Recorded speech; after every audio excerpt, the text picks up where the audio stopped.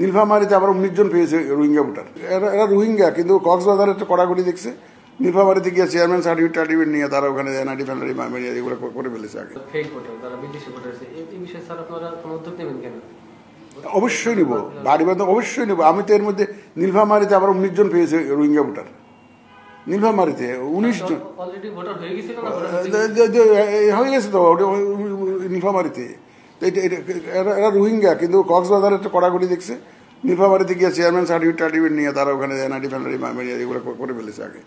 এরকম তো আমরা আরো বিদেশিদেরকে, অনেক বিদেশি ভোটার আমরা পাচ্ছি। আমার ডকুমেন্ট আছে আমাদের কাছে, এরকম পাচ্ছি আমরা। তো ফেক ভোটারগুলো আমাদেরকে বাইর করতে হবে। রোহিঙ্গা এগুলো বাইর করতে হবে। যারা মারা গেছে তাদেরকে তো বাদ দিতে হবে। আর বিশেষ করে ইয়াঙ্গার জেনারেশন যাতে বাদ না পড়ে, সেটা আমরা এনশিওর করার চেষ্টা করব। মহিলা ভোটার যথাসম্ভব মহিলাদেরকেও নিয়ে আসা যে ভোটার হিসেবে, এটা আমাদের খুব ফোকাসের মধ্যে থাকবে ইনশাল্লাহ। পোস্টাল ব্যালট এখন আমরা